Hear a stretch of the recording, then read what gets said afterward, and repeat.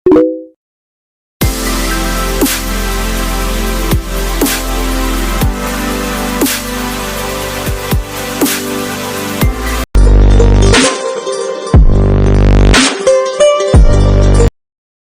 yang Anda lihat di ilustrasi sebelumnya, pada kesempatan kali ini saya akan membahas mengenai permasalahan-permasalahan yang terkait otonomi daerah di Indonesia, khususnya kepada kasus korupsi, serta akan membahas solusi atas permasalahan-permasalahan tersebut.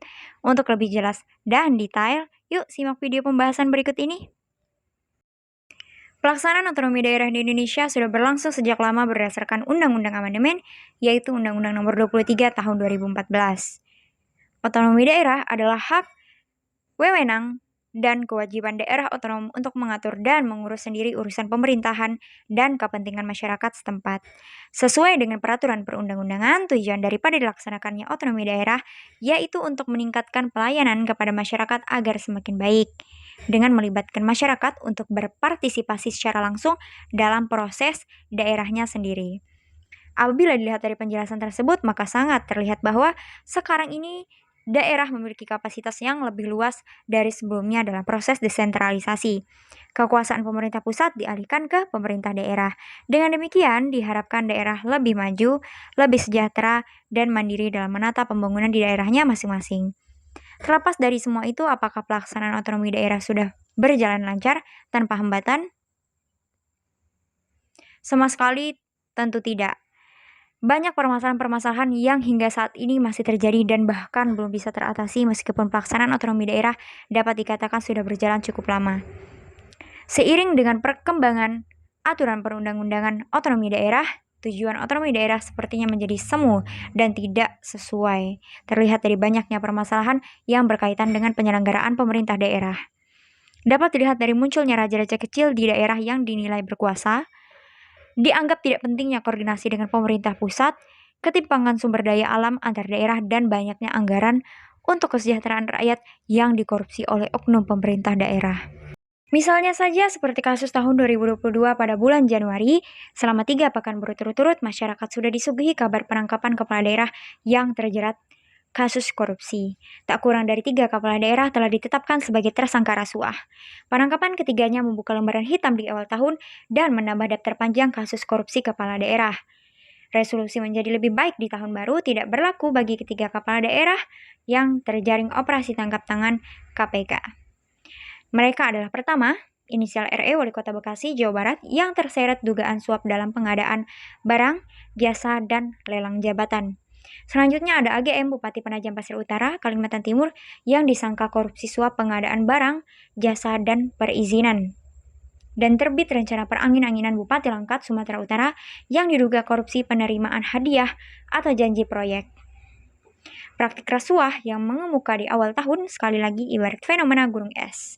Sudah menjadi rahasia umum bahwa akar masalah dari maraknya korupsi kepala daerah salah satunya karena tingginya biaya politik. ICW mencatat, mahalnya biaya politik setidaknya disebabkan 2 hal, yakni politik uang berbentuk mahar politik, nomination buying, dan jual beli suara atau voting buying. Menurut kajian Litbang Kemendagri tahun 2015, untuk mencalonkan diri sebagai bupati, wali kota hingga gubernur membutuhkan biaya sebesar 20-100 miliar. Sementara pendapatan rata-rata gaji kepala daerah hanya sekitar 5 miliar selama 1 periode.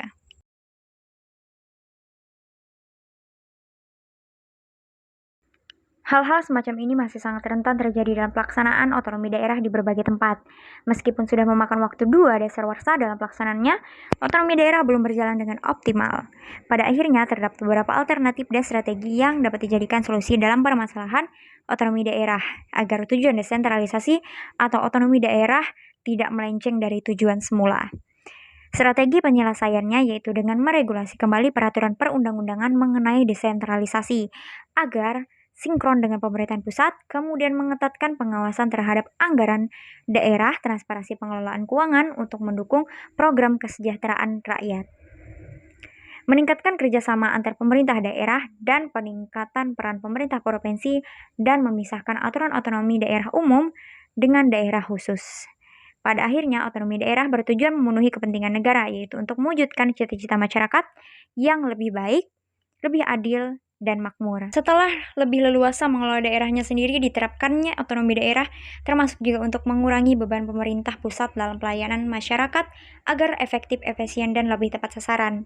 Terlaksananya otonomi daerah yang optimal tentu saja tidak akan berjalan dengan baik dengan kaki tangan sendiri, maka membutuhkan dukungan penuh dari berbagai elemen, baik pemerintah daerah, pemerintah provinsi, dan pemerintah pusat.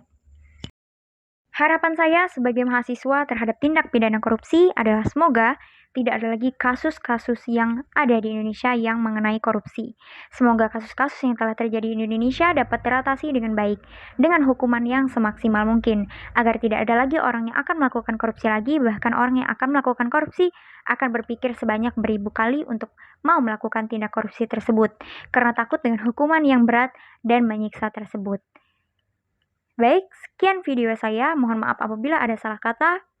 Thank you for watching. Thank you for attention. Wassalamualaikum warahmatullahi wabarakatuh.